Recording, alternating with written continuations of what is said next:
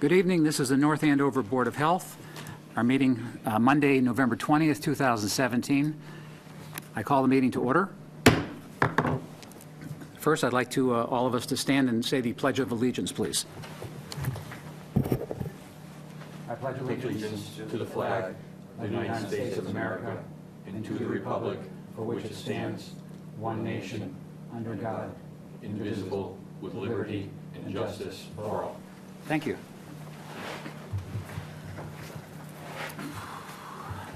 There are no public hearings tonight. We do have meeting minutes we need to approve. The meeting minutes have been critiqued. I make a motion that they're approved. Second. Any discussion? Okay, all those in favor? Aye. Aye. Unanimous? So you have to have one abstention. Oh, okay. Unanimous with the four of us. And one abstention. Right. Thank you. Three of us, There were actually. three, yes. Three and then one. 1, 2, 3. Four. Yes. She's abstaining, so she wasn't here. Oh, for the meeting minutes. Gotcha. Good. Thank you.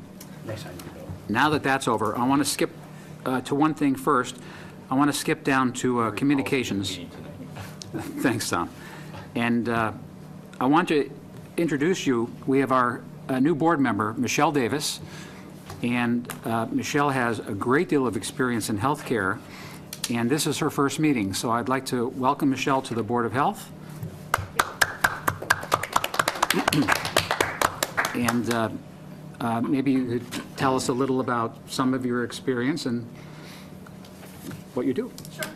I've lived in North Andover for 4 years, kind of a stint away from North Andover for 6 years, and then was here 5 years prior to that. So a little under 10 years total living in North Andover. But my background as it relates to the Board of Health is I've worked for just under 20 years in healthcare. The past 11, I've been at Lowell General Hospital, overseeing their community health department. So I have a real passion for community health and public health.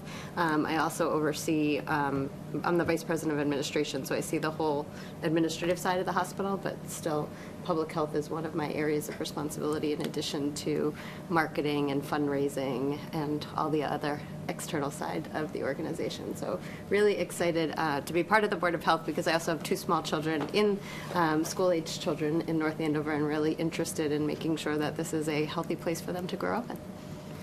And what are your children's names? Because we're live on television. Haley and Aubrey. Hi, Haley and Aubrey. Are they watching? Possibly. And my husband, Matt. Hey, Matt. All right, well, welcome. It's a pleasure to have you join us. Thank you very much. And now we have a complete board, so it's just great that you're here. Okay, so now we're going to go down to old business, and I have on here animal permits. And Brian, is there something you want to say about animal permits? Well, in your packets, we've included a boilerplate letter that we have and some testing information on backyard chickens. We discussed it as a chicken letter last meeting.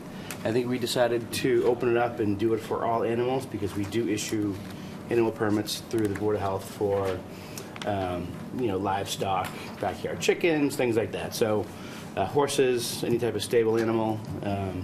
We have a town vet that does barn inspections for us as well. We just want to get people information when we get either a complaint or somebody calls up to find out if somebody has a permit to have certain types of animals on their property. So we just have the animal permit form, a letter that we created and drafted for animals and chickens, as well as the free testing information for salmonella in any backyard chickens, because there's been a long-going outbreak across the nation with people getting salmonella through their backyard chickens, either not handling them properly, not handling the waste properly, contaminating the coops, and then contaminating the eggs, things like that. So there's been a long ongoing investigation through the CDC on how to combat this extended outbreak. So we want to try to get that information out there to our residents. If they do have chickens, they can get their chickens tested for free, see if they carry the salmonella bacteria, and then take the appropriate precautions. So just trying to get some information out there and keep this thing going. And if anybody has any complaints or any questions, they can always call us and we can give them the information as well. So I just want to put that in your packet so you guys can review it. If you have any ideas or questions, definitely give me a call and let me know if you have anything on. Well, and it says here that chickens, they are to be inspected annually by the town veterinarian, Yep. Dr. R. David Lindsay of Alternative Veterinary Services. Any expenses at all? He gets a concerning stipend. As being the town veterinarian, he does all of our rabies as well as all of our barn But inspections. say someone watching has, say, 3 chickens at home. What's it going to cost for this veterinarian to come? He gets a stipend, so it's a set fee. It's a permit fee, and then he comes and Correct. does it as part of his stipend. There's no Correct. per diem, Yes. per So inspection through fee. the Department of Agriculture, we are required to appoint an animal inspector, and he Okay. is our town animal inspector. The salmonella on the eggs, they could have picked it up from the chicken coop, but Correct. it would spread from improper washing of the eggs? Because you have to wash the eggs and soak them, don't you? Or some kind of bath, some kind of acid? You should, yes. Vinegar, I don't know what they clean eggs with. I but- don't know what the solution is, but you should at least rinse them and clean them before you handle them and then use them and cook with them. So, I mean, depending on if the salmonella is present in the coop and in the coop itself and where the eggs are laid, then you want to take precautions on that.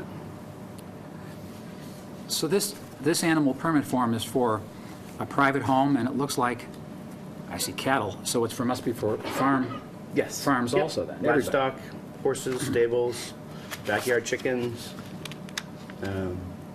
everything on that permit is required. Either if you have livestock or any of the animals listed on there, you are required to have a permit. So alpacas, sheep, goats, horses, any type of livestock, cattle. Gee, do we cows. have alpacas in town? Yes, we do. No kidding. Yes. It's pretty neat. Yeah. Have we had any violations or any known problems? I wouldn't say problems, but people do end up getting livestock and not getting a permit, and we may get a call. Then we will send them the form letter or stop by, leave a card in their mailbox, just to let them know that if you do have this animal, there are criteria you have to follow. So, for instance, chickens. You can only have up to a certain number of chickens, and you have to contain them in your property. And if you do have a coop, it has to be in your backyard, not your front yard or side yard. So some things in the zoning bylaw that we just want to make sure people know if they are going to have these types of animals. No roosters. No roosters. Roosters cause problems for the neighbors. I know we had a complaint of chickens running around bothering some homes. And has that resolved? Yes. Oh, good. Yep. There is a very similar procedure you can do on your chickens to keep them from flying away. I had a parakeet. Yes. You can clip the feathers off the end of the wings. Flight feathers, yeah. They can't fly. So with a very simple, painless procedure, you snip the flight feathers on the chicken's wings, and they can't get over your chicken coop or your fences. If you don't clip them, they can fly away, believe it or not. The funny thing is, nobody would think a wild turkey could fly, but when I see 10 or 15 of them walking around the neighborhood, and some of them get spooked, they go whoosh, right up in the air. They can fly very well. Yeah, they're very good Yes. flyers. That's good. The next is new business. We have employee contact list.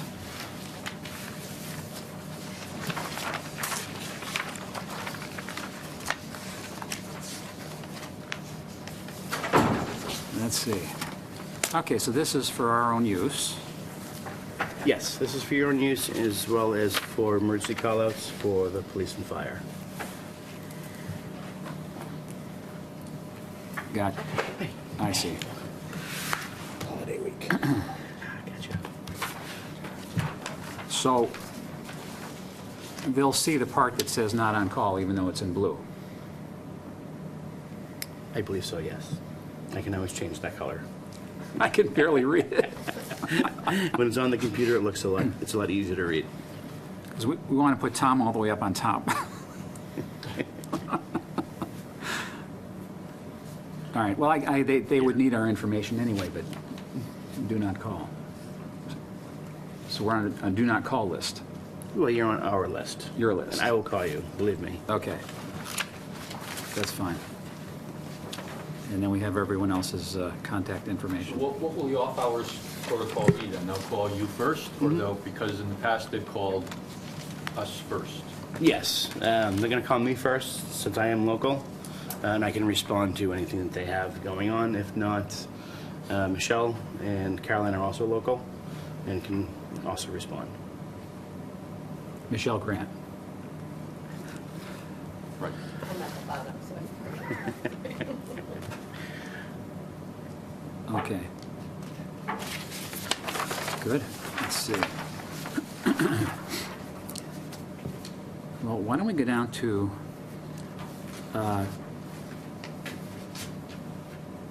first of all, hi. I see you in the audience. We're down to communications, announcements, and discussions. Did you want to? That's not an agenda. I can wait till the meeting's over. Okay. Okay. Allow him to introduce himself now. This is the point where he should do that. Yeah. Why don't you come up and say hi now, if you want to introduce yourself? Oh, sure. Especially we got to do my bar. My name is Jeff Thompson from Thompson Brothers with their recycling facility over on Bolts Road. And my brother was probably more or less the contact, but he's out in California from now on. So I figured I'd stop by and unfortunately I recognized the Dr. McMillan name, but I remember your dad, not yourself. Yeah, not me, not me. And obviously I knew Dr. Trowbridge, and we've seen Joe over at the facility before, but I don't think I've met yourself, and I know Brian knows my brother. Yeah. I've met Brian before. My brother Brian, Yeah, your brother Brian. and then there's my brother Kevin, and then there's myself. Okay. Well, thank you for coming up and introducing yourself. Okay. So he's gone. He went for warmer weather. He's Yeah. out in California. Would you quickly talk about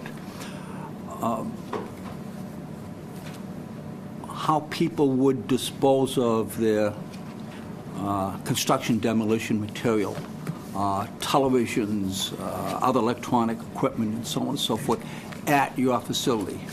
Because people that are watching, some of whom may not know. Sure. We take, over in the drop-off Over to area. the podium, because Oh, you'll be sure. picked up on the TV, and that's two different parts. Separate construction demolition, which is a commercial thing, and electronics and so on, which is a town thing that's sponsored by TBI, but different parts to that. Not really. For example, if one reshingles their roof, may want to dispose of that waste at your facility. And I know you take it. Sure, yeah, we take construction and demolition material, that's within the plant. We also have, we call it the zigzag wall. There's a concrete wall, so that somebody doesn't have to, if they were a hand unloader, if they had a pickup or some other box truck and they wanted to bring material over, that they don't have to physically go into the plant. They can drop it into a 30-yarder that we bring inside and then dump. The trucks that go in and out of the plant are trucks with really big, thick tires. You don't really want to be driving your car or pickup into the plant. You're going to pick up nails as such that just happen as you back into the building. What Dr. Trowbridge is talking about is the drop-off area, which is a separate entrance. It's where the flagpole is on the property. And we do handle for the town the recycling that the town had handled prior to. That's open till 2 o'clock on Saturdays. Rest of the time, it's Monday through Friday till 6 o'clock when we're normally there. And residents within the town are able to come by and drop off air conditioners and refrigerators that if you try to put them out for your trash pickup or televisions, they won't take them. The trash haulers won't take them. They're separate items. But, we also host the battery drop-off for the town. I know that's sponsored by Wheelabrator. Wheelabrator sponsors the batteries and the light bulbs. And we take them there and we get them packaged up, box them up, and then we call the haulers for those, and they'll come over and pick them up and take them off. But it's a one-stop drop for somebody that wants to come by on a Saturday, drop off their recycling, drop off any bulbs, drop off any batteries. We host the Hazardous Waste Day twice a year. So, if you've got the latex paints are fairly easy. A lot of those you can just dry out, they become solid. You can throw them out in your regular trash, but it's the oils and the chemicals that are the ones that, you just can't flip the lid off and they won't dry out. They'll still be liquid. And you can't put those out in your regular trash. And, that's really, the construction and demolition, the residents of the town get a better price than anybody else out there. They're always 20% lower than whatever the gate rate is, and you just pay by the weight. So there's no minimum charge for residents. They come by, drive across the scale, drop the material off, come back across the scale, whatever you weigh, it's 9 cents a pound, and that's it. Right, you're right, Joe. There actually are 3 ways to do drop-off there. So it's commercial, there's town, C&D if you're a resident, Yep. and then there's the recycling stuff. So Yep. I've done that a couple times. You do a small project, you have a pickup or an SUV with some stuff in it, you go over the scale, but you still don't go on the commercial side. There's a Right, yeah, dumpster there just to keep, on the side. because you get the big trucks that could go into the plant, and, you don't want to be hand unloading, because most residents that are going to come in, they're going to hand unload. They're not going to have a vehicle that can dump.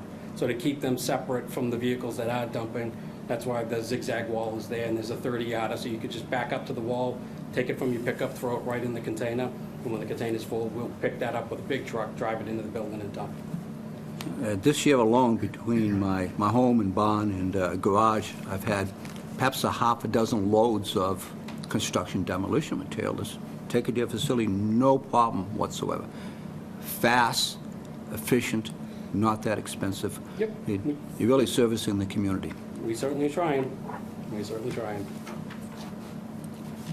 Having said that, we may want to have a tour of your Yeah, facility sometime. Anytime the board members are always welcome to come by. I mean, I've been there many times, but I'm not sure that everyone else here has been to your facility. We were there originally when they opened. You were? Yeah. I was there before it opened. You were? That's, It would be That's a good- long it would be time good to ago, though. See it again, though, yeah. Yeah. You said it's been in operation for 7 years, which Yeah, it's... seemed longer than I remember, but yeah. I take it back. No, it's 8 No. years. 2009. We became operational in 2009. It's 8 years. wow. I had dark hair then. So, well, Frank good, had thank- hair. Huh? I had hair. Never mind. I was going to say that, but I figured I would never say that. it's too soon the meeting to make sport of Frank. Thanks for coming. Is there anything else you wanted to? No, that was it. I was just going to introduce myself to the, especially the new board member, that if there was any reason why somebody needed, especially Tony, if she needed to reach out, that just ask for myself or my brother Brian or Kevin. And, we're always here. We're always available. By the way, Michelle, if you ever want to tour the facility, you can. They'll show you around. I've been there, Tom. Actually, we've all been there. I haven't. Huh? I don't think I've been there yet. Okay. I was there before it was built. Okay. But just to let you know, you can certainly do that. Thank you very much. Thank you. No, that was Appreciate it you for me. coming All right, have a forward. great night. Thank you. I'd like to take a ride by and get a tour. What's that? I said I wouldn't mind going by and getting a tour. Yeah, it's a great, Yeah. very interesting. It's quite sophisticated. Yeah. Okay. They have great ways to control the airflow, and it's really, Yeah. it's very interesting. Okay. Still under communication announcements and discussions. Did you want to do the operational reports? I'm going to, at some point, talk about aspirin Okay. and its preventative use for Perfect. cardiac care, just a little. Okay. Most people don't understand it. All right. Well, I did submit the RN report. You guys can take a look at that. Caroline can't make it tonight. And Michelle gave her monthly report as well. And then my director's report. So this was actually a very busy month. One of the big things that we did do was our annual conference.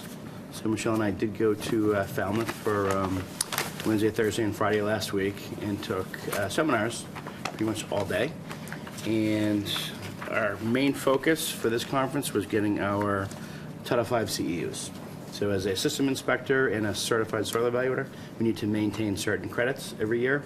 And we went to one conference and got our 10 credits for the year. So it actually worked out really well. So this month for meetings, we did our monthly regional coalition meeting for Region 3B. We had our Region 3 HMCC interviews for the new coordinator being hired, who's going to be running the HMCC for all of Region 3, that's a health and medical coordinating coalition. So that's hospitals, long-term care, public health, EMS. They are bringing on emergency management as well in the near future. So I know they're working on that with MEMA right now. We are doing a Royal Crest inspection team meeting. We are going out to do comprehensive inspections of the entire facility over the next several months. It's going to take a while, with the building department, police department, fire department, health department, as well as conservation and planning. So to go through, they've been having, it's an older property, obviously, and we've been going out there a lot, so we want to try to get everything up to code as quickly as possible. So we're going to do comprehensive inspections and start that probably, I think the first one is going to be November 30th. So that's our first actual inspection. I did meet with the property management team at Royal Crest regarding an order letter for Building 39, Apartment 2. This building has had its perimeter drain done and has had some repointing and flashing already done, but there was still an issue with dampness in one of the apartments. So we are looking into that to see what happens there and what's going on. Issues with what, Brian? Chronic dampness. So there's also a new property manager there. We met with her, with the building department and fire department to explain how things work, our inspection process. The fire department has their own criteria, as well as the building department, and then the health department, and we will work with them on a regular basis. So we just wanted to sit down and introduce ourselves to her and get to know her, give her our contact information, get her name and email address and everything. So it actually worked out really well. Brian, if they did their perimeter drains, you can still have the dampness issue? There was an issue in the bathroom. There may have been a leak.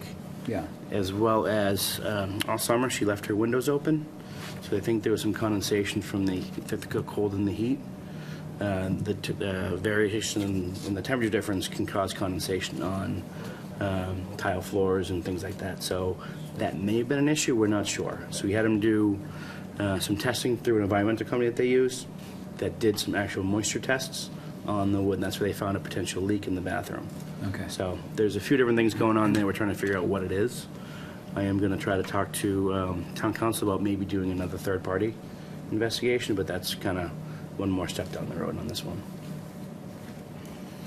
And then there was obviously the power outage this past month. That was a little tricky. There was a lot of issues with restaurants and food service being out of power for multiple days.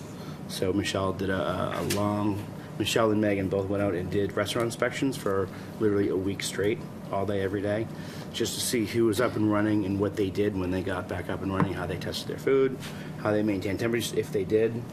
Luckily, some of the establishments did have other businesses that they could go to. Chains, things like that, have other restaurants in the area that they can ship their food to. So some of them did that.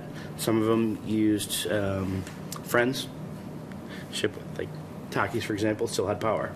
So the other restaurants that they're affiliated with brought all their stuff to Outcountry to keep it cold. So there was some good things happening.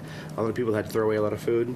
We did let them know that if they needed us for insurance purposes, we would give them the information they needed to get reimbursed for all of their food waste. Well, if they didn't have power for 2 days or longer, It was all gone. their food would Correct. start to decay, Yes. and you'd know it. Correct. Yeah. It would spoil. So if it was above 40 degrees for more than 4 hours, You'd smell it. yeah. Okay, so Well, they you, might not smell it right then and there, but it would be required to be thrown away. So Frozen most food places got rid above- of, Above 41 degrees for 4 hours, has to be thrown away. if it's a perishable food and it's above 41 degrees for longer than 4 hours, Even though it's frozen frozen, prior to that. if it gets above 41 degrees, you enter a zone where bacteria can grow and you are susceptible to spoilage. So to be on the safe side, if it's above 41 degrees for more than 4 hours, you recommend to throw it away. So our motto was, when in doubt, throw it out. So if you lose your power, you may not be above 41 degrees for the better Correct. part of a day, if not longer. Correct. And at that point, it's 4 hours Correct. to be thrown away. Yep. So there's some wiggle room with, if you don't open your fridge, if you at home, your power goes out and your fridge is shut, it can maintain temperature for a while before it gets above 41 degrees. So usually your fridges are set in the high 30s. It will take an hour or two to raise up, depending on how good your fridge is. and how much food you have in there, and how long the power is out. So, Michelle and Megan went out and hit every single restaurant and food establishment in town over those 5 days, and everybody, we believe, did the right thing. We couldn't hit everybody all at once, but we hit every single one of them. And the ones that did lose power for that much time did throw away their food. So that's a hard loss for the businesses, but that's why they have insurance. Did some of the larger establishments have backup at all? Yes. Backup power? Yep. Okay, good. Yes. I'm glad to hear that. Yeah, but a lot of the smaller places or some of the restaurants don't. So Burton's, for example, sent a refrigerated truck over from corporate. They packed it up, brought it to one of their other restaurants. Well, that's good. Yes. Even if you have a generator, you might not have 3 days of diesel in it. Just gotta keep filling it up. Well, if you can get it. Yes. But yeah, so that was definitely an interesting week, let's just say. You know, I don't want to open up too much, but the GLSD spilled about 8 million gallons of sewage, and that's Correct. caused a little bit of a blank fit in the community downstream, in the communities downstream. Absolutely. I find it surprising that they didn't have an emergency backup generator. No, and they didn't tell anybody. They did not tell anybody right away. We did find out eventually through DEP that it did happen, but it was definitely way after the fact. So the town did talk to DEP, did find out what was going on, did get information from them. They did notify everybody downstream, which is the correct thing to do. So everybody that gets their water intake from the Merrimack River downstream was notified and was aware of what happened, and were basically to monitor the situation, monitor their intakes, and see what was going on. Luckily, it was obviously cold, so there was no boating, there was no fishing, there was no swimming, there was no recreational activity happening on the river downstream. So it was just people getting their water from the river. That was the main concern. It may seem like a lot, 8 million gallons, and I mentioned it last month at the meeting, but it really is not that much if you take a look at the massive quantity of water in the Merrimack. This past week, for example, I worked all week in Niagara Falls, and it was a fun page of paper. The same thing happened, but not 8 million gallons. I think it was like, I think it was upstream was like 600 million gallons, a phenomenal amount. But it purges. Bottom line is the Merrimack River continues to get cleaner all the time because of the wastewater treatment facilities that we have. Yeah. But this should not have happened, nevertheless. No, and conservation and health should have been notified right away. Yes. Conservation was notified, and neither were we until somebody from the town called us and told us that this had happened, and then we reached out, and we did make contact with DEP and found out from them. I found out on social media. That's sweet. I'm trying to think how, I don't know if you sent me an email. I know I sent you an email on it asking if we have anything we need to do. But are they going to get a generator at all, or do you know? Or? I would hope so after this, but the expense might be too much, or it might not be feasible to, well, the cost might be too great to generate that much power to run that big of a facility. Yeah, that's true. So who has jurisdiction? Obviously, we do not have jurisdiction. DEP does? DEP. Okay. So just for the public Yes. who want to know what their local Board of Health did, we didn't have jurisdiction, but we did raise the alarm. We did, and we did make phone calls, and we did reach out to see They what also happened. treat water from Salem, New Hampshire. Right. Do they not? Yes. Yeah. So our state is DEP, and the regulatory agency in New Hampshire must have been involved in this too, I would think. That's a good point. I don't know. I think because it's located in Mass DEP has jurisdiction New over Hampshire it. had DEP has anything to do with it. It's sited within Massachusetts, and it's correct. governed by Massachusetts. It has contracts with New Hampshire, I mean, but they may take they don't have any. waste from them, but their jurisdictional basis is in Mass, so DEP would be the oversight. As I said last week, I was in Niagara Falls, and of course, the Americans are blaming the Canadians, and the Canadians are blaming the Americans because they've had a lot of rainfall there too, and they've had problems with their treatment facilities upstream of the falls. Yeah. So it's- Yeah. One thing actually on my report here is during the power outages, some of the elderly housing didn't have power and they couldn't cook, they couldn't get food. So Terry from Stachy's called up and asked if we wanted a donation for some of the senior housing in the senior center. So he had sent over food for 2 of the complexes as well as the senior center, which is fantastic. So I went over and met with him, sat down for a few minutes, and I thanked him, and we talked for a bit. That was And, well received at the senior center. Yes, it was. Very So well that was received. great. It was a really good Appreciate it and neighborly needed. thing to do. Yes, yeah. So, Thank you, Stachys, absolutely, for helping yes. us out. Thank you. And I did meet with, her name is Chelsea Curley. She's from JGPR, which is John Guilfoyle Public Relations. We, as a region and public health entities in the region, have a contract with a PR company who does research and will do press releases, will do articles for us, or help us get some content together. They will help manage social media, as well as if there's any type of emergency, they can handle press inquiries, they can handle interviews, things like that. So we have a contract through the entire region with this company. So I did sit down with her. We did some work with them last year as well. She helped me tailor a couple of press releases that we got out. We actually just wrote another one for this week. Going to get that published hopefully tomorrow. We got all of our edits in late this afternoon between us and 2 other towns in the region, and we're going to get those sent out tomorrow. So Thanksgiving safety and what you do with your food, things to look out for, how to clean yourself, clean your hands. So just basic content to get out there to help people. And like I said, the trainings we did was the MHOA annual conference, which was fantastic. I also did a JRA regional training, which is a jurisdictional risk assessment training with all of the partners in our HMCC on analyzing what we have and how to keep things moving properly during emergencies and things like that. So that was actually a really good training. I myself did a few food inspections, septic inspections, did some housing inspections. I reviewed 57 building permit applications this month. We finished 3 plan reviews, reviewed 16 Title V reports that came in.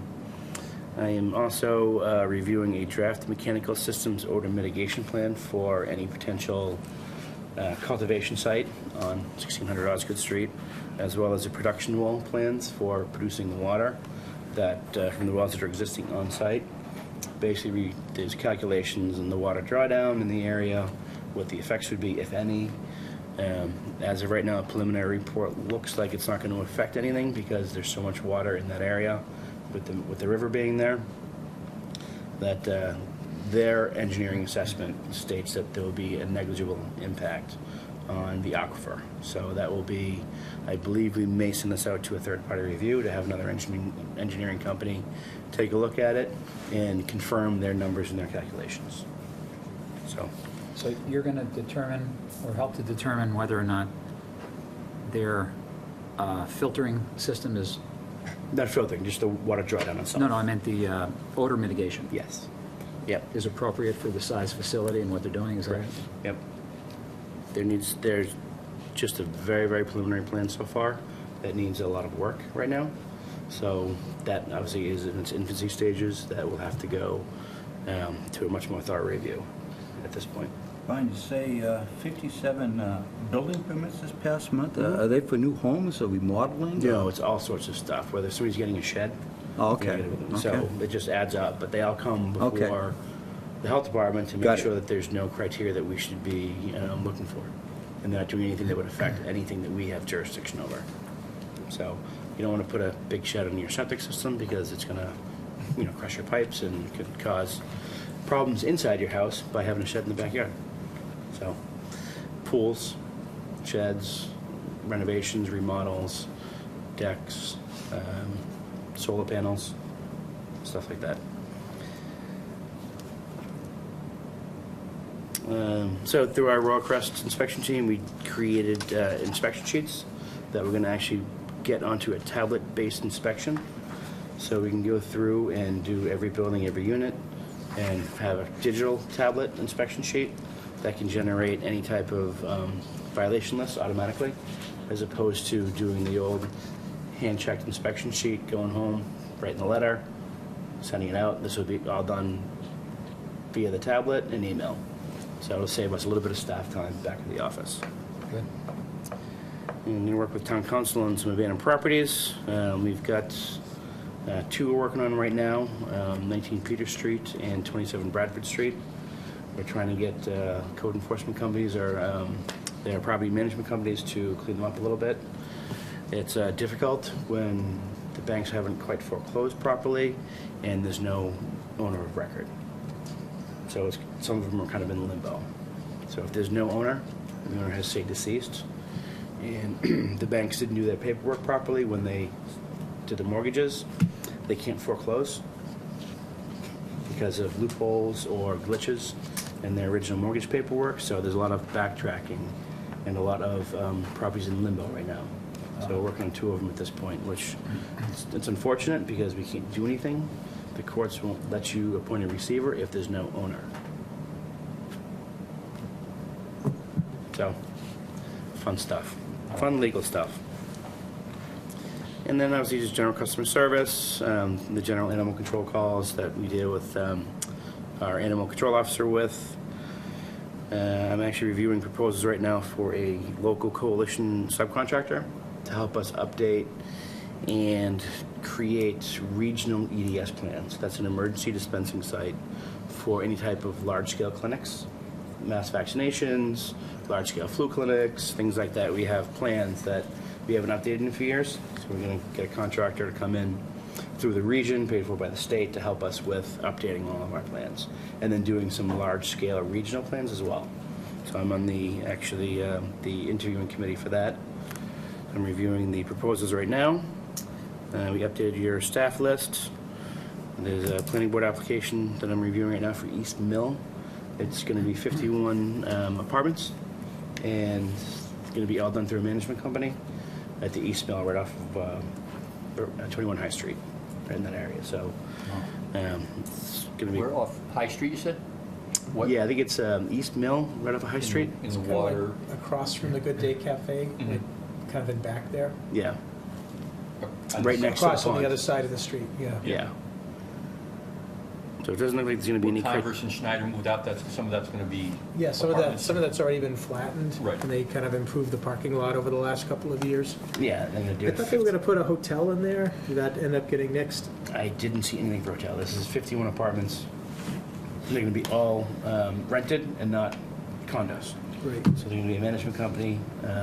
But it's gonna be new construction. It's not gonna be, yeah. Yeah, going to be new construction. So that's actually really good. The only thing that I can see from the plans is the dumpster area will be in our jurisdiction. That's it. But they're all going to be individually rented. So hopefully they're maintained and we don't have any housing calls throughout the years, but Yeah. pretty straightforward.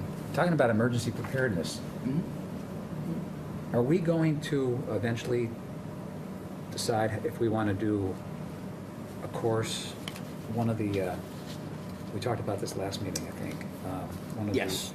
the EMS courses? Yep. You guys have already taken the 100 and the 700. The next one on board is the ICS 402, which is just being rolled out now. And I don't know if you remember, we talked about it when we sat with Michelle. I'm trying to find out what the criteria is for that. And like I said, I'm being directed back to MEMA because the state doesn't have the criteria list. So they don't have a minimum number for people, space requirements, locations. Is it going to be open up to just your town or regional? I know Lowell General is doing one next week. So I'm attending next week, so I can figure that out. If you can talk to the instructors and find out what we need to do, that would be great. Because my questions at the state have gone unanswered. I was told to reach out to MEMA directly, and I just haven't had a chance to do that yet. But soon. How's that? Thank you. And then just general correspondence, typical approval letters for plans, all the resident emails and phone calls coming in. We worked on our animal control packet and took the approvals, denials, garbage disposal letters, And then miscellaneous, my phone calls with the chairman, keeping in touch with you, making sure the board has everything they need. And not that many phone calls, right? It says phone calls, it doesn't say phone call. At least there's no number there. Yep. I think there's 2 or 3 S's there. I just did phone calls, a couple here and there. I've been improving. Yes. Okay, good. I've been gone for 3 days. You've been incommunicado. Larry, when I was here, it was like an annual phone call. That's what Is that what it was? Let's see. Yeah? Yeah, you're right. You're right. Hey, what are you wearing? From an annual to an hourly, huh? Too funny. Well, thank you, Brian. You're very welcome. You're very welcome. I have actually started discussing a fellowship intern program with Merrimack College. Like I said, they have grad students now that are looking for placement and internships, year-long internships. Excellent. So one of the things that I did talk to them about was doing some type of community health assessment. I think, like I said, we have them for the hospitals that have their entire catchment areas done, but I want to kind of segregate that out a little bit and break it down and be more specific to us here in town. So they are very intrigued with working with us. I was thinking maybe get 1 or 2 of them next year to start and work together and do a more comprehensive assessment. I think it's a lot of legwork, it's a lot of statistics, a lot of outreach, but I think it would be really beneficial to us if we can do that. I'm on my 3rd undergraduate intern right now. Been doing some small projects around the office and doing some research. So those are a lot quicker. Those are only a month and a half of work for that particular intern, whereas I think the fellowships will be the entire year, and we'll get a lot more bang for our buck. It's free, but It's good for them, too. it is. It's really good for them. Are you using the interns to help gather information? Because we're going to update some of the regs at some point in the future. Are they helping you with things like Yes. that? Or? Yep. Actually, the last intern, the one we have now, is doing some research on Lyme disease for a project that he has that he's going to share with us. And he's also did research on playground safety and the state regulations on the requirements for playgrounds. And he created an inspection sheet for us. Oh, great. So, little project, took him a while. A lot of the standards that they find for the regulations are from the ASTM, I believe, the National Association of Standards and Mechanics or something like that. They do everything from pens to playgrounds to cars. So he's been trying to find out what he can through that, but you have to pay to belong to those national groups, and we don't have a membership, so we're not paying. So he's trying to do his ancillary research, and he did that for a while, which is pretty helpful. So if you keep getting these rotations, maybe one, I know you were looking at body art, Mm-hmm. the regs, they could save you a lot of Yes. running around on that. Yep, absolutely. So I've got a lot of the research done on that. I haven't drafted the regulations yet, but that would be a great project to have somebody to do. Yeah. 'Cause it just takes time. And we are reviewing our Sharps policy. I put some pictures in your packet. These are from Caroline from today, actually.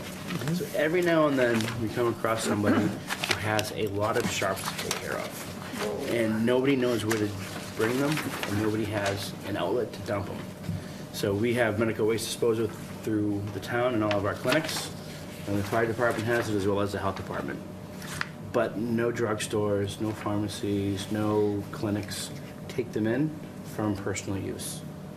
So people don't have a way to get rid of them. So they start to stockpile them, and then if something happens, somebody passes away, somebody comes in and finds just boxes of used needles. So we're trying to come up with a plan and a policy to take care of these. One of the things that we talked about today was maybe buying Sharps containers that we can give out to people for cost. Obviously, we have to get reimbursed for it, but people putting them in liquid detergent bottles, Coke bottles, and that's just not safe because we have to then transfer it to a Sharps container. Oh, really? Yeah. So our medical waste companies, from what I understand, You only want to take accept them. them in a laundry bag? I mean, that would seem to be safe, except that you can access it. I think the laundry detergents are okay. It's the other bottles that aren't capped. It has to do That's with a problem. thickness. Yeah. 'Cause some of the Coke bottles are thinner than the Sharps boxes. and Right. Right. They're probably regulating something that's labeled and other things as well as Yeah. being plastic and closable. So this is brand new. We're just starting to look into this now, but coming up with a policy that we don't accept them in anything but a Sharps container or maybe a Tide bottle that is thick and capped, where there's no risk of accidental sticks. But And then what? then they go into medical waste disposal, They usually bin that we have, incinerated. and then they get They're shipped usually off. incinerated. Yes. Yeah. I'm just wondering, the plant that we just visited, they don't incinerate medical waste there. I don't believe they do.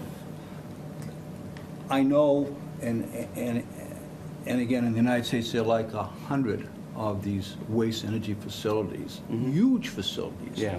That burn municipal solid waste. Many of them also burn shops. Okay. Some facilities, they sterilize them first. They even dispose of medical waste as long as it's sterilized Okay. first. So you may want to look into it further. I don't Yeah. know what we do here at the facility, the waste energy facility in Okay. North Andover. Yeah, I'm but- just starting the research on this now. But if it's sterilized, Because we had somebody come in today that had, actually we had somebody, last week, Tony? Yeah, somebody last week and then somebody else this week. So they walk in with Or they call up and say, we have some things to dispose of, but they go, okay, bring them on down, and they show up with a pickup truck. Well, and I believe the same issue happens with the ones that are available, like in the fire department. Like a Tide bottle doesn't actually fit in the drawer. Oh, right. You know, so Yes. that the actual receptacles aren't really made for So these you large. take them out one by one. Right, so then somebody's Kinda stop yourself doing that. dumping. Yeah. and it's Yes. Sharp. and So- and what these large incinerators do is if there is a special waste, a specialty waste, such as shops, they don't dispose of it. They don't push it in from the tipping floor into the pit. They'll actually have it picked up by grapple and put right into the hopper. So it's not around, it's not mixed with the municipal solid so- waste. It's a special burn. Okay. They do that with drugs. Okay. But yeah, so we're just starting research on this now. It's come up a couple of times recently, and said, let's get something more formal. I'll be glad to work with you on that too, Brian. That would be great. I definitely appreciate that. Thank you, Joe. So that's that. So Brian, on the, when they bring in, you encourage them to bring in a Sharps container, I don't remember if the cost of the Sharps container includes the disposal, but you mail it to them, and so do we have to pay for extra to have it disposed of, or? You mean the stuff that people bring in? Yeah. We have a contract with Stericycle where we just call for a pickup and they come and they pick it up. It's a few dollars, but we do have, it's paid from out of the revolving account. So we have a fund for that. So it's not a lot, which is good. We only have a few pickups a year, so it's not a big expense at all. And I think it does actually do a really good service for people in town where they don't have anywhere to bring the stuff. Yeah. So I'd like to get more involved with it and maybe have some type of kiosk even. We would have to get a grant for that, but it's something that Caroline we have talked about already, and we're going to start looking into it. When they hand you these, they didn't hand you these bottles, but what do you can't transfer them. She put it in a Sharps a box. The box, okay, yeah, that's what I was gonna say, The yeah. pickup box that Stericycle comes, Yeah. grabs and takes away. The larger You just box. put them all in the box. All right, good. But we'd rather have them in Sharps containers when they bring them to us. Or they can come pick one up, pay for cost, go put all their Sharps in and bring it back would be more ideal. That's a great deal. But at least to have a service that people need and would definitely use, I think is something that we're gonna try to look into a lot more and get it up and running. Now, this picture here of shops and different containers and so forth, you put this in an incinerator and the temperature is around 2,200 degrees Fahrenheit. All the plastic, all the paper, gone. Yeah. The metal, you'll end up with a little ball of metal, and that's it. Yeah. To me, it's a no-brainer. It's the smartest, it's the safest way of disposing waste material as such. It's also the safest way of disposing of a lot of hazardous waste, because often right now, in a hazardous waste disposal, they'll put in a 55-gallon drum and bury it. And there it is, forever. Yep. Doesn't go away. Whereas you put it in an incinerator and such, it's gone. Safely disposed of. Yeah. Sophisticated air pollution control equipment. Yep. And yeah, people bring in bags of unused needles that, to get in the sharps container, you have to open up and put in a sharps container. So there's a small risk with that, but there's still a risk. And for us to have to put in individual needles that people haven't used is very time consuming. Yeah. So I'm going to give them a sharps container and say, here, Yeah. put it in the sharps container. So that's one thing. And then, like I said, we're working on our Thanksgiving food safety press release. We get the final edits in this afternoon, so that should go out tomorrow. Excellent. Nicely done. Thank you Happy very, very Thanksgiving. much. Yeah, have a great Thanksgiving. And that's my report. And you have Michelle's and you have Caroline's in here as well. I'll let you guys read those after the meeting. Yep. Yeah, and both. I don't know if you can get a close-up, probably not, but this is the sharps containers that we're talking about, where people put the needles inside soda bottles. I don't know if you can. So that's what we're talking about. Correct. Okay. Good, thank you. Thank you very much. Anything else on the department, Brian, or? Just, nope, that's it. That's it? That's it for now. Okay. I've been wanting to talk about aspirin. Did we I'll- introduce Michelle already? We did. Okay. I'll be. Michelle. Oh, yeah. Michelle. Frank McMillan.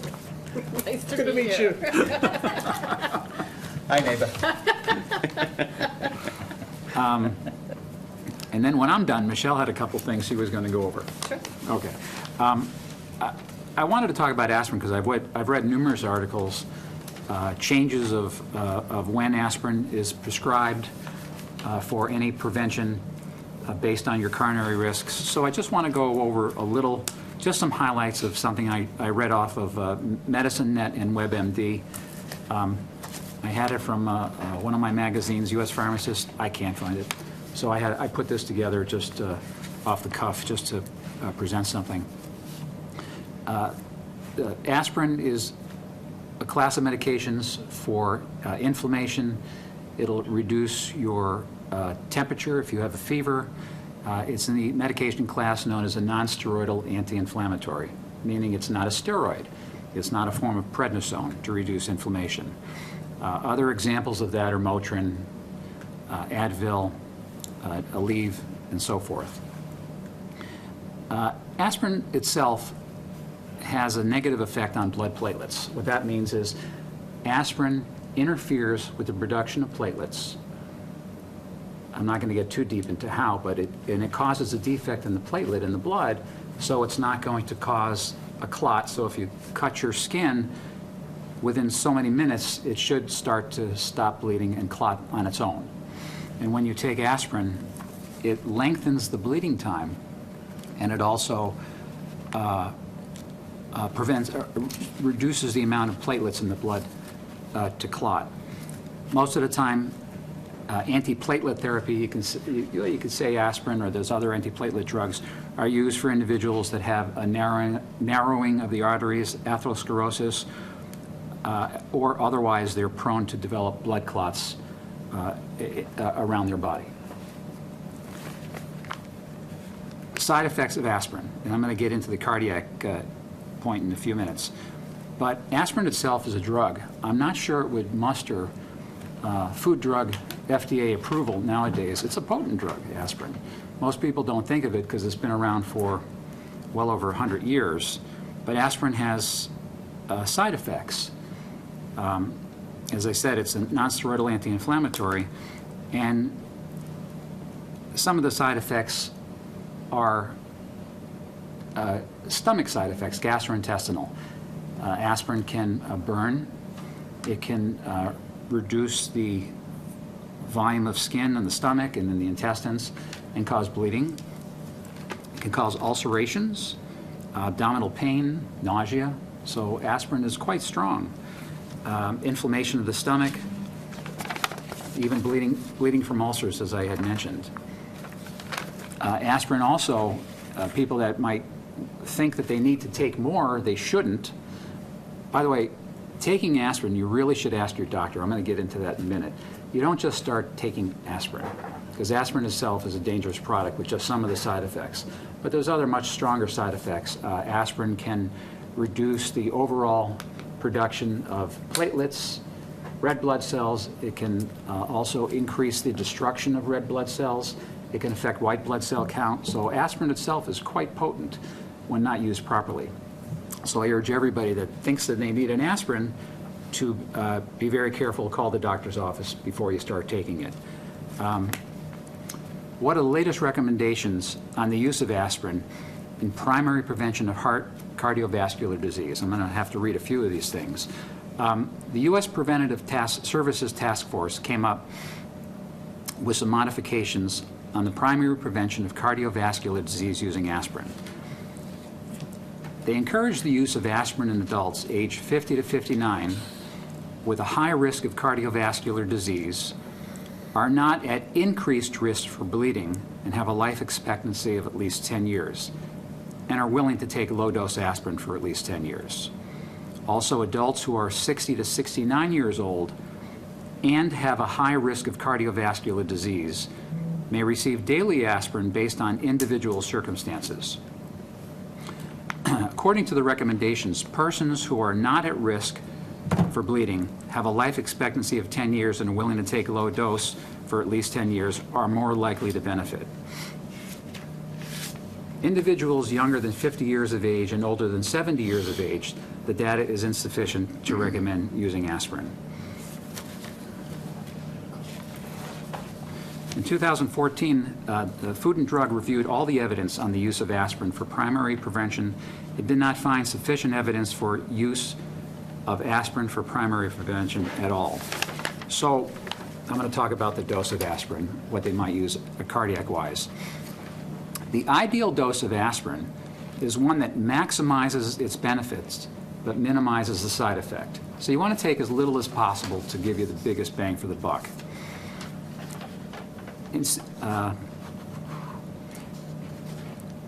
Lower doses of aspirin for if you're healthy and you don't have any you're not subject to cardiac risks, meaning you don't have diabetes, high blood pressure, no family history of heart attacks, stroke, and so forth, you probably don't need to take daily between 75 and 81 milligrams of aspirin. And that dose, 75 to 81 milligrams, really is the minimum level that aspirin, you need to use aspirin for reducing the amount of platelets in the blood, causing a defect in the platelets.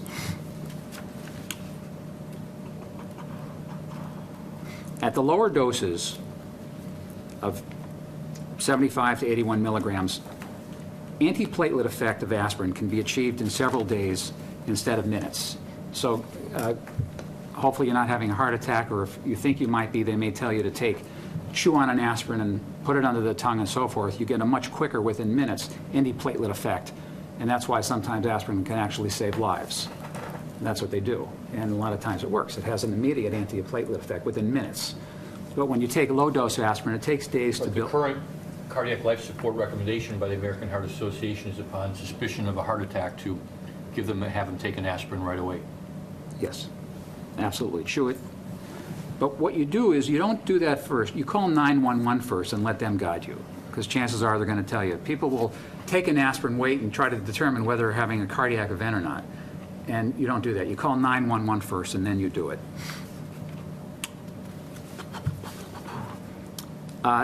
This is interesting, too. There's also no evidence that higher doses of aspirin, like 1,000 milligrams a day, or even higher, and now the regular aspirin tablets come in 325 milligrams, or some of them may come in 500 milligram tablets. But even doses that are higher is any more effective than lower doses. So you can take more aspirin, but it doesn't mean it's going to cause any more destruction of the platelets in the blood, or inhibit the platelets from forming. Some studies suggest that even higher doses may not be as effective as lower doses, and don't recommend it. one thing I wanted to mention, some people may be taking nonsteroidal anti-inflammatories, Advil, Motrin, and so forth, for whatever type of arthritic pain or whatever the doctor says they should use it for. And they may need to take, they may feel they need to take the 81 milligrams of aspirin, 75 to 81 milligrams that's recommended for, more for secondary prevention of any clotting ailments that might occur. But the thing is, if you take Motrin or ibuprofen or any other nonsteroidal anti-inflammatory, they have a minimal amount of antiplatelet activity to help thin the blood. So if you take aspirin and you take Motrin, all of a sudden they compete somewhat for on the platelet itself. So some drugs have a tendency to compete, and aspirin and the other nonsteroidal anti-inflammatories will compete to get on the platelet.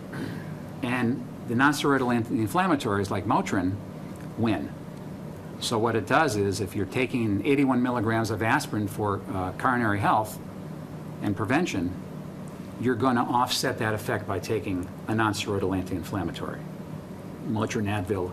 So if that's the case, the doctor may prescribe other means besides aspirin to help give you better cardiac health and keep the blood flowing a little smoother. Let's see. And that's what I wanted to go over with aspirin. I found it interesting. I learned some things, and I hope you did too. Thank you. A comment. Yes. Just for the people who are listening, they may not know what primary prevention is. So when you're talking about primary prevention of a heart event, you're talking about somebody who may be at risk because they have high blood pressure, diabetes, maybe cigarette smoking, family history, high cholesterol, but they've never had a heart attack before. And so those people are a completely different population than a secondary prevention population. And the secondary prevention is somebody who's already had a heart event. So they've had a heart attack. Maybe they have a coronary stent. They've had something happen already. And so those U.S. Preventative Service Task Force, ones that you discussed, are the primary prevention. So it's the people who've never had a cardiac event or a stroke or something on that idea. And so I think their point is that you shouldn't be taking aspirin unless you got a lot of risks, and you probably ought to talk to your doctor first. Absolutely. Absolutely. A healthy person without risk, without family risk, should not start on aspirin just because you hear it on television. But somebody who has had a cardiac event, it's a completely different discussion. Absolutely. And I want to make sure that somebody in the audience doesn't take that to mean that they shouldn't be taking aspirin. They certainly should be. So that was one point I wanted to make. And then the other point, I think, Frank, on that, I think the first research on the benefit of regular aspirin was done on secondary prevention, was really quite a strong association of prevention. And the later work that was done on primary is a weaker, Right. although positive benefit. Right. The way to think about it is secondary prevention is preventing a second event. So that's the way you won't get messed up in the language. And the other point that you made about aspirin plus nonsteroidal drugs was a great point about not getting the benefit of the aspirin. But the other side of it is that it actually makes the downside of the nonsteroidal worse as far as the ability to cause an ulcer. If you combine low-dose aspirin with a drug like ibuprofen or naproxen, I mean, they become much more ulcerogenic.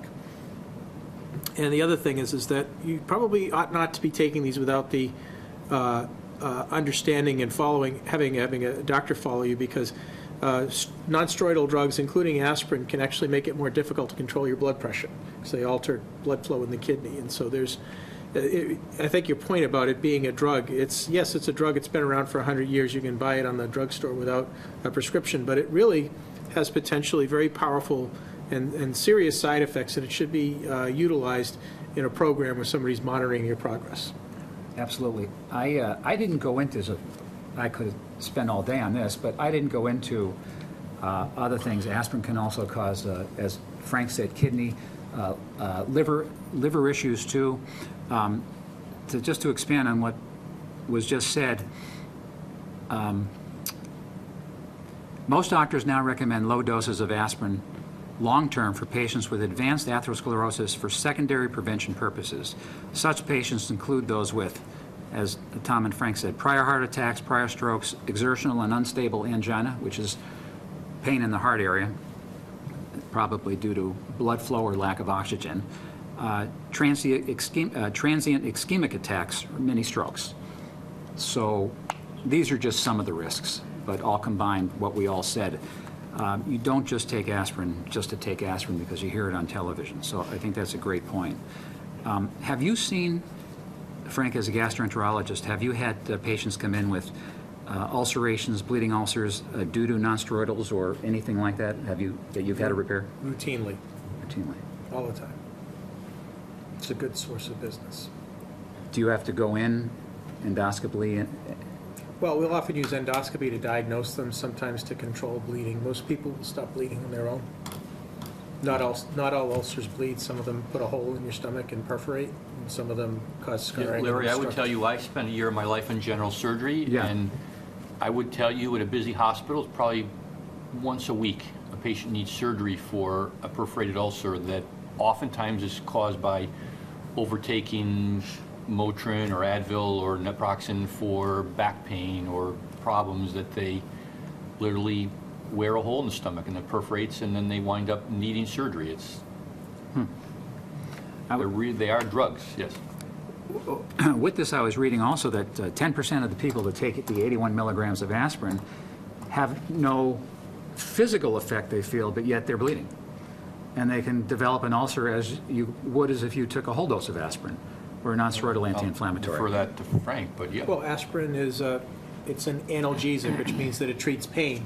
So if you have an ulcer that causes pain and you're taking aspirin or another NSAID, the chances of you having a painless ulcer increase significantly. It relieves the pain from your joint inflammation, and it also relieves the pain up until the point that your ulcer perforates, and then nothing will mask that pain. That's not well advertised. Well, these are potentially dangerous drugs. I had a young lady who had bad migraine headaches, and she was taking Excedrin. What's Excedrin? It's basically a combination of aspirin and Tylenol. And she was taking it 5 to 8 times a day. And I kept seeing her over and over again. It's like, nobody's treating my headaches. And I'm like, well, this aspirin is putting a hole in your stomach. It completely scarred the outlet of her stomach so that she couldn't eat normal. These are very serious drugs. Wow. They're very useful when used appropriate and when they're monitored appropriately. So, Yeah, that's why I don't think it would muster through FDA as an over-the-counter product nowadays. I don't know. they might have a black box warning. Might have a black box warning. Also It's very with, useful. with aspirin, I was reading about, I found this very interesting. I wasn't even familiar with this. Aspirin resistance. So people that are taking 81 milligrams of aspirin, if you look at the entire population, the antiplatelet activity in some part of this population doesn't work. And they don't know why, but it just does not work. It may be genetic, and so some people are totally resistant to the effects of aspirin for antiplatelet activity. I found that very interesting, too. Well, being an engineer, I don't have the medical background of the other board members here, but I have had cardiac events, as you know, all of you, and I am on 81 milligrams a day of baby aspirin. And when Larry told me several hours ago that he'd be speaking about aspirin, I went online too and tried to find out a little bit more. I was amazed at the different strengths of aspirins that there are out there, and the different types. Buffered, you have 800 milligrams, 500, 325, 81, on and on and on. There's like 15, 20 here, strengths. So how would one know what to take? Well, the best thing, obviously, is to see his or her doctor. I do have a question, though. I only take one prescription drug. I take a baby aspirin. I take the aspirin in the morning. Should you have something in your stomach? Should you eat first before you take an aspirin? That's a great question. The if you take the enteric-coated aspirin or the coated aspirin, you're probably okay because it's meant to dissolve outside the stomach in a different acid media. So if it's enteric-coated, it should pass through the stomach, into the intestines, and then dissolve. But like anything else, if it bothers you, take it with food. But you were talking about the strength of aspirin. The anti-inflammatory strength is 300, 325 milligrams, 280 milligrams, and so forth. So the standardized strengths of 325 milligrams, USP, United States Pharmacopoeia, is the standard dose for the fever, and this would be for an adult, a late teen. You don't want to give aspirin to kids, especially young children, especially if they've had vaccinations or you think they've had the chicken pox or any type of viral episode. You do not give aspirin to children. They could come down with Reye syndrome. But so for an adult, the 325 milligrams is a standardized dose that you find in bottles. You don't see 200 milligrams. You don't see the 160. You see How about the 325. 800? Sometimes you see 300 milligrams. Were you seeing 800 in the I pharmacy? am not familiar with that. Never seen it. No, I'm not familiar with that. Seen 81. 800 is a Motrin, an ibuprofen dose, not aspirin. I don't know. Talking about various doses, where you need immediate antiplatelet effect, an example would be treatment of acute heart attack, ischemic strokes, or unstable angina. Aspirin at moderate doses, 160 to 325 milligrams, that standardized tablet, will chewed and then put under your tongue or on the sides of your gums, will probably under the tongue's better though, will produce rapid and immediate antiplatelet effect. And that's what you want. And that's why they tell you to chew an aspirin. It works immediately, and it's irreversible too. You don't want to take enteric-coated aspirin when No. you're having a heart attack because it won't get into you until 2 hours later. It's It might be too late at that point. Valid point. That brings up another, what I read on aspirin too, is people take daily aspirin. I take a daily aspirin, 81 milligrams. I have to. Don't stop taking it. If you're supposed to take it for the secondary preventative type measure, don't discontinue taking it, because there have been studies showing that when you abruptly stop taking aspirin, there's an increase in stroke or heart attacks, because all of a sudden the blood becomes more able to clot. So if you're supposed to use aspirin as a preventative care, continue to use aspirin unless the doctor has a plan to get you off. So I wanted to make sure that was out there. That's all I have for aspirin. Good. Good, thank you. I was talking to Michelle, and Michelle attended, which is really great, the Massachusetts Association of Health Boards. Once a year, they have seminars on all aspects of, for what board members would view before them as part of our commitment to health. So, Michelle, you put some highlights together? Sure. So my morning sessions were orientation for new board members, which seemed appropriate for me to attend. So I won't go into that perspective, but then the afternoon we had our choice of some topics to go to. So the first one I went to was the Board of Health's role in prevention related to the opioid crisis. And that was presented by Andy Robinson, who is the Prevention Program Manager for the Massachusetts Department of Public Health Bureau of Substance Addiction Services, or BSAS is what they call it. So he talked a lot about what the Board of Health's role is in sharing resources to the community, that the ongoing questions a lot of people have is who to call for help, what resources are out there for people. So there is a statewide helpline that is not widely known, that although it was a little disappointing to hear that our statewide helpline is not staffed 24/7, so it seems like our helpline is available for help during business hours. But they're trying to expand the hours based on when they see people calling. But he did share the website, which is www.mass.gov/DPH/BSAS. which is Bureau of Substance Addiction Services, and there are a lot of great resources on there, and they're continuing to build the resources. So a lot of the discussion on the Board of Health's role was really about education. What are we doing on the prevention side?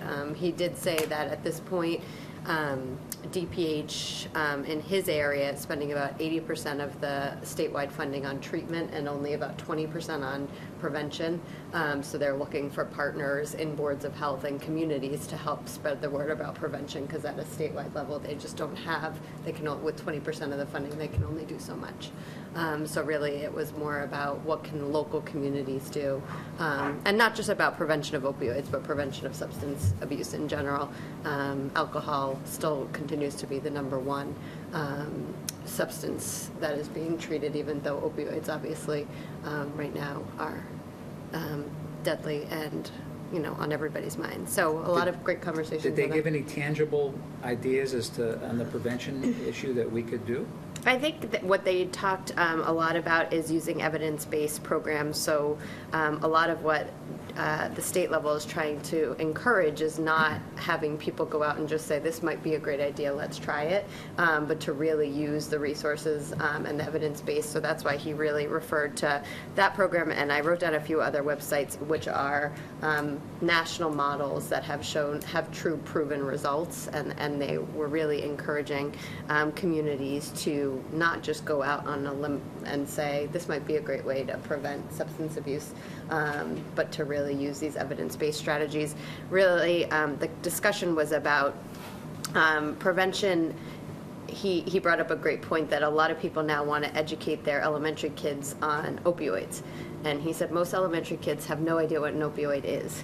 And so it's not necessarily about educating them about opioids specifically. It's about good conversations, smart decision making, life skills, and that's where they're seeing the most success. And if you start with life skills, and they do have a program called Life Skills, where they're teaching elementary kids to make smart decisions in everything they do. So then they can bring in dating violence, they can bring in drug use, substance abuse, tobacco, alcohol. It's all about that, not just about one substance at a time, but about people choosing and making the right decisions. And really that he really mentioned that if you can keep your children from starting any substance, the longer they start, they would abstain from trying anything, the least likely they are to get addicted. So it's not just about getting them to not start opioids, it's about also having them not smoke cigarettes and not try alcohol. That if there's less people who start drinking as of 21, who don't drink until they're 21, you have a much greater tendency of not becoming an alcoholic. If you wait till you're old enough to smoke cigarettes, same thing. So I thought it was a good conversation for boards of health to just stay at a higher level and think about evidence-based strategies and keeping communities focused on making sure that their youth are getting the life skills they need for all of the issues that we have out in society today, and not to get so focused on one thing like opioids that you actually miss the overall strategy. Yeah, now, to make it worse, we just legalized marijuana. Well, that was one of the other the sessions I went on.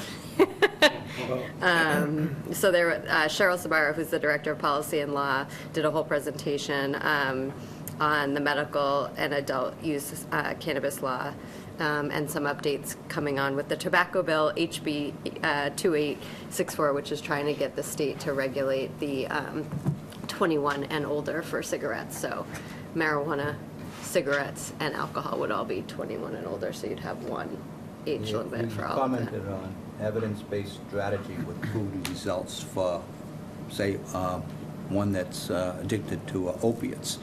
What's the probability that they're going to get off the opiates, that they're going to succeed, that they're going to break that bad habit? Did they give you any numbers at all?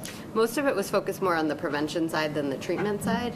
This presentation, I don't want to claim to be an expert on treatment, but I think, this was more about evidence-based. Obviously, we want evidence-based treatment as well, but this was more focused on the prevention side and making sure that we're using tactics that we know are effective with our youth to have them. We know that actually the drug-free programs and, was it the DARE programs? I believe they're finding were not as evidence-based as, some of the programs that are out today. Do you have an idea on numbers on that? Yeah, we actually, Frank, I sent around I think in June, a slideshow from the Surgeon General's report that just came out in 2016, which I strongly recommend anybody to at least read the executive summary. It's evidence-based, it answers all the questions that you're asking. I mean, I'd be willing to go over the slideshow as a communication item if people were interested to hear it, and I did kind of touch on it when Larry and I went to the planning board. This information is out there, and exactly what Michelle said. If you can delay the first use of any substance, your chances of having an addiction problem down the road they just drop. I mean, it just has to do with the science of the developing brain and the susceptibility to it. And when you talk about 80% on treatment and 20% on prevention, that's like craziness. We should inflect that. But the treatment is very expensive. It takes years. Nobody's going to become drug-free, substance-free with a weekend in jail or even 30 days in a residential program. The programs that have actually shown efficacy go for years. Right. And they involve monitoring that's intrusive, that might intrude upon people's ideas of civil liberties. So maybe you're saying that what it does, amongst other things, opiates, is it rewires the brain, and maybe in treatment for 5 years or longer before. Right, but so does alcohol, and so does nicotine, and. But how many people? I don't recall the numbers. I don't remember the numbers being that good as far as the people succeeding, going through a drug program. But opiates I in just don't particular. remember. But even just look at cigarettes. How many people that you get to quit cigarettes will stay long-term tobacco-free? I mean, clearly people do it, but many people fail over and over again. I mean, it's a powerful thing. We're wired, and they found that most of the risk is genetic. If you have a first-degree relative who has a substance use disorder, you're very likely. You're much more likely. Yeah, and then the other part is age at first use. So it's your genetics, your family history, but then your age at first use. So you can't control your genetics, you can control your age at first use. Or at least you can work on that, and that's a very good evidence-based strategy. And I think that your discussion of that was fantastic. I mean, what do you do? Well, kids don't know what opioids are, but they do know about making good decisions. They do know about peer pressures and things like that. And so if we can delay that first use, that's a great public health strategy to beginning to solve the opiate crisis. The people who are already addicted, we're going to have to deal with. But, we have to understand that our success with them is going to be variable. I mean, the opiates will be out of the system in a week. So when you're in a 30-day program, Yeah, but not the craving, though. but not the psychological issues that arise from it. So the opiates will be gone, and they can control that crave with other medicines. But it's deep down in your brain, in the wiring, that someday when you're by yourself that you have this incredible crave, and it can happen.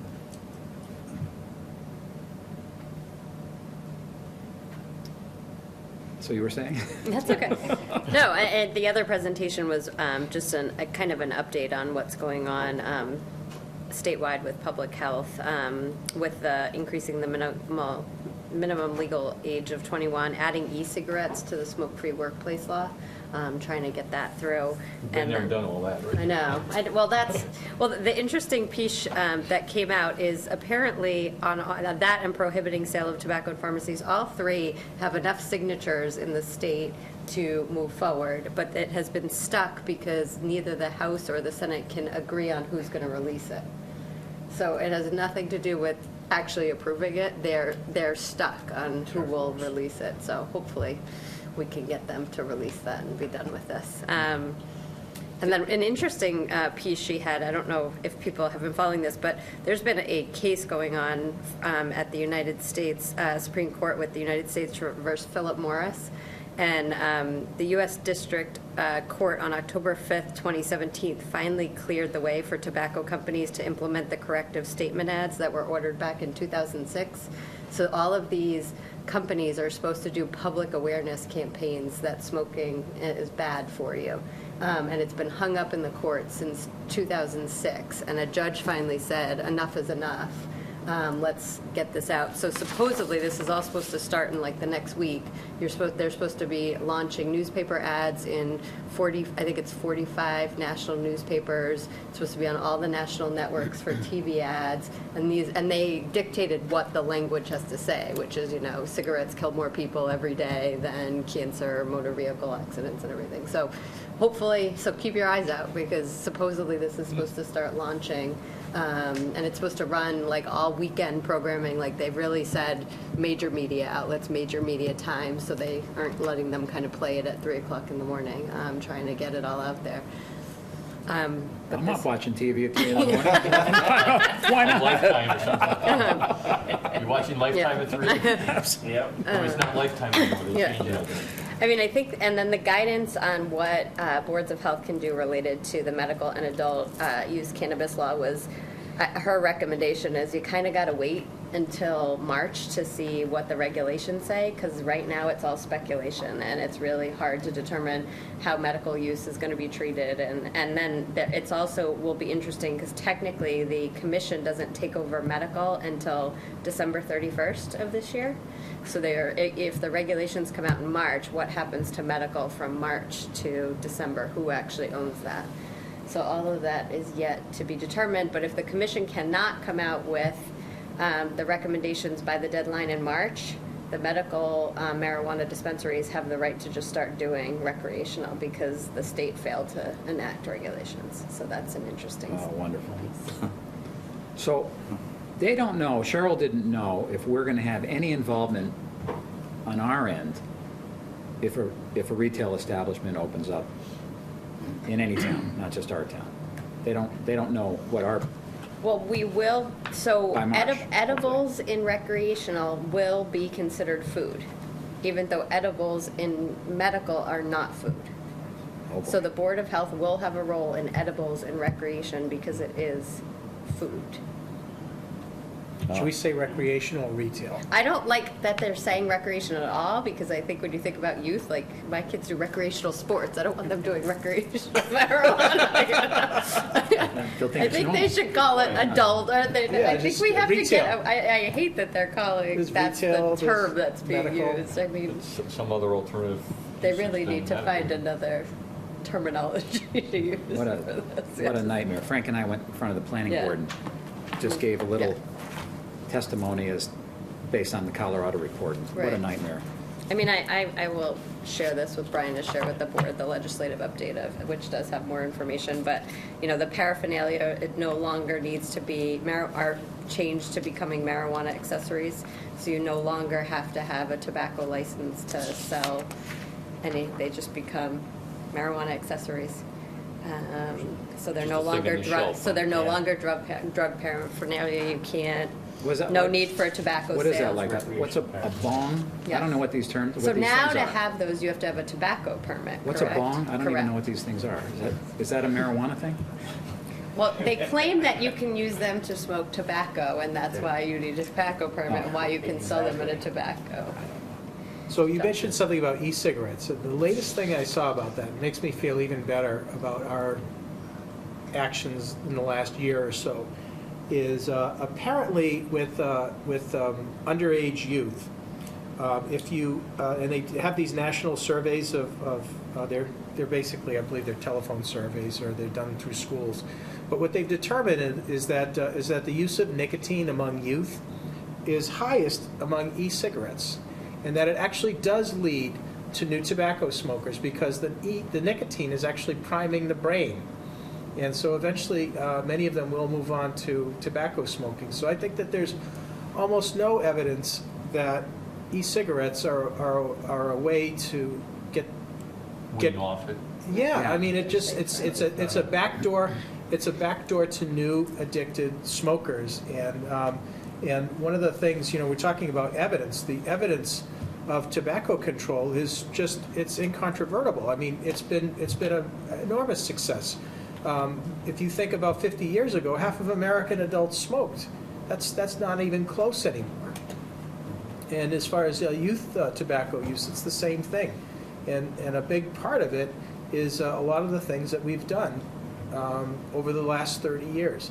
But I think that one of the big things is that we've denormalized it. It's not normal anymore. And I think that that's probably the way to go forward with a lot of these other issues as well. Because I think we want to be careful about normalizing them. That's a good point. And I've never even smoked one cigarette, and yet I can recall many years ago, so many people did, certainly my family and family, and flying, you know, you can smoke, and I was just so used to it, even though I didn't do it. But now, because there's so little of it compared to the past, I'm totally repulsed by the smell. Totally. It's just... You don't consider it difference. normal. If somebody No. lit up on a No. if somebody lit up on a plane when you got above 10,000 feet, you would think that they were insane. Really. If you were sitting at a restaurant and somebody lit up next to you, that would be like fighting words. Yeah. It's been a very successful campaign, and I think that that's where we're going to be for a lot of these things. If you want to go by the evidence is that the model is tobacco control. I agree. Very good point. By the way, I've been on a plane since I was 3 years old or something. Can you smoke on a plane? I have no No. idea. No. I don't know. No. Okay. You can't even smoke on the Middle Eastern planes. Okay. You know the websites you mentioned, could you email or give them to Brian so he could send them out? Because Yeah, that would be good absolutely. information. Thank you. Yeah, Yeah, BSAS website. yeah. One thing I did want to let you guys know is that last year we did apply for, it's called the Hidden Life Skills Program. Cheryl Barzak from the school department pulled together a group, including myself and police and fire, and some teachers in the recreation department, and they applied for and they got a $20,000 grant to purchase the life skills courses for the middle school. So, and I did actually get buy-in from Merrimack College in their continuing ed program. They have one of their fellowships in their grad school is community outreach to community education. I did To partner up and if would offer their services to help the schools in any way needed. And at this point, we were just applying for the grant. We didn't have any set guidelines yet, but Merrimack did offer their support, staff and faculty as well as students, to help this program stay up and running. Because the grant's only for 2 years, and then you have to prove that you can maintain it. And Merrimack did offer to help maintain that if needed. So at least we have a resource there too. So we did get that exact thing you were talking about. That's great. It's going to be, I think it's going to be implemented this year. I don't know if they started already or if they were starting. But yeah, it's the whole prevention piece is key in getting at a young age, and not just opioids, but life skills, how to deal with peer pressure, how to deal with things going wrong in your life and not turning to substance abuse or not looking up to peers that are smoking cigarettes or drinking on the weekends, things like that. So it's a Right. whole program on how to make good decisions. Ask yourself the right questions and make the right decisions. Talk about it with your parents, your teachers, your guidance counselors, and build from the ground up. That's great. And then So- it sounds like they work in the alcohol, drugs They at work- the end, yes. once they've already kind of gone through, But which you're I right. think makes a There's lot not of any sense. difference between any of these things. I mean, Right. substance misuse and abuse is the same, no matter what the substance is. Right. And the consequences might be different, but the underlying biology of it doesn't change. I think I remember they talked about even incorporating things like peer pressure and bullying. Yeah, I think Because they're those are trying to do huge. cyberbullying. I mean, they're trying to Yes, make it so yeah. that you can insert the, whatever the issue is at the time and not be, I think what the main message was, don't just like focus so much, don't put your blinders on to Yeah. opioids that you miss bullying and, you know, suicide and some other topics that also Yeah. need to be addressed with Exactly. kids. So Cheryl did a great job. She did most of the heavy lifting for this, but we did help out as much as we could. We got the package together, and she got the grant. That's great. So that's fantastic for her. Excellent. Thank you, Cheryl Barzak. Yeah. Thank you, Thank you, Merrimack. Cheryl. Thank you, Merrimack College. Yeah. Really, Yeah, I much appreciated. roped them in and said, this is what we're doing. Can I get a letter of support? And they said, here's your letter of support. We'll help you in any way possible. Let us know what you need. Excellent. That's great. So something to help because we had to prove that it was going to be sustainable. And that was one avenue just to make sure that they knew it would be sustained. So, So have teachers been trained yet, or don't you know? I believe they did the training. Oh, great. Yes. So I think they bought it last year. I think it was going to start this coming year. I don't know if they started already this year. I didn't get to ask her about it at our last Health Advisory Council meeting, but I will reach out to her to find out. Just wonder if the middle school PTAC is aware of any of this stuff? I do not know. So middle school PTAC moms and dads, pay attention. I don't have middle schoolers anymore, so I'm not involved in that, but that's the age to get Yeah. them at, is the Middle school. middle school. Get them Yeah. before they turn 12, that's when it starts. Well, they used to say tobacco. We used to do, in like my, when I started in Lowell, we used to start doing tobacco education in 3rd and 4th grade, Wow. which seems really young, but Yeah, it does. Michelle, thank you for the update. You're welcome. Much appreciated. Since Merrimack College is so kind, really, I'm going to give them a nice plug. They have the Rogers Center for the Arts, and I go to they have musicals, they have plays that the students put on. We just went, one, Edward Drood was one of the plays, it's over now, but they have an entire series of performances and really professional musicians and bands. It's phenomenal. Yeah. So I wanted to give them a plug on that because it's something the community may not know about, but it's fun. And you can go. Absolutely. You buy The tickets, tickets you are can go. very inexpensive, Yeah. but I find it fun. And Father Rick is in charge of it. So I want to give them a nice plug because they're very good and it's also relaxing. So Excellent. that's all I have. Anyone else have anything else for, let's see if there's anything else in the agenda. Speaker series. Speaker series, yes. Wanted to touch upon that. Yes. And I know we have slated for January Dr. Bernstein. Yes. I haven't talked to her yet. I don't know if I also have her contact information. Just make sure we reach out to her, talk to her, confirm the January meeting. At the next meeting, we will go over the 2018 actual meeting dates and get those set and voted on for next year. Okay, at the next meeting is December. Michelle, did you have something on that you wanted to bring up? so the meeting date is December 14th, correct? Is that the meeting date? Yes. Yes, that Yep. sounds So right. I am unable to attend that, but Okay. Did, you know. did anybody, is there any other day? Do you want to, I think we actually, that was kind Or of. was that the That was all that was left. That was, yeah. that was the compromise? Okay. That's fine. I think same thing with this month with having the Around holiday a at few the end of days the to week. get Did you? to that point. Okay. Yeah, I tried. It's fine. Well, that's why we have a 5-member board. There needs to be 3 of us to do business. Then you guys are fine. So that's why you guys were able to start without me. Yeah. Well, tell you what, give me the tickets and you come to the board meeting. So Do we'll we have confirm. do we have a rule that the What's that? I'm not allowed to miss the meetings. new board member buys? No. Listen, I'll give No, you it's the money. new If you need- chairman. If you need It's the new 20 chairman. bucks, I'll give you The new 20 chairman bucks. pays for the Good chairman, we said, he didn't do it last time. Exactly. What were you saying on this? Send an email out. Okay. Our meeting in January is what, the 20, well, It'll be the end of the month. 25th? Yeah, I the believe 4th. the 24th. I thought it was the 20th. Or the 14th. For sure, did anyone have a 20 calendar for 2018? I don't have a smartphone, so I can't Do look it it next up. month. I don't have one. What are you saying? What the It's going to be January January date be? The 25th. January date would be, January 25th. January 25th. 25th. Yeah. Okay. So, I'm going to be But we'll- unavailable that date. We will vote on the meeting schedule at the next meeting. So if we need to tailor some things to work in some schedules, we can do that and confirm with Dr. Bernstein about her presentation. okay, I As gave well. Dr. Bernstein a tentative date of the 25th unless things change. So Okay. next meeting, we'll make up the dates for the following. Okay. Yeah, for the following year. One thing I just wanted to mention on that was getting 2 of our in-house speakers here lined up for a month next year. I don't know what you guys have available or anything you would be willing to do. Just let me know. I could get my Surgeon General's talk. That'd be great.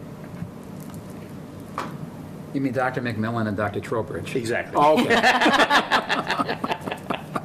Yeah, we want to try to plan. Now, Yeah. It's too early to make next year's schedule?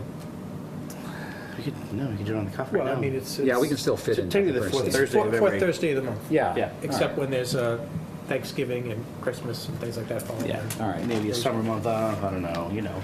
Okay. No, we've never scheduled, we've always canceled it. Tom, we might be able Failed to to schedule. change the meeting date in January if, We'll worry about it later. all right, worry about it later. It's fine. Anything else anyone wants to bring up? Okay. That's all that I had for you guys. I'd like to move adjournment. Second. Motion to adjourn, I have a second. All those in favor? Aye. Aye. Unanimous, we're adjourned.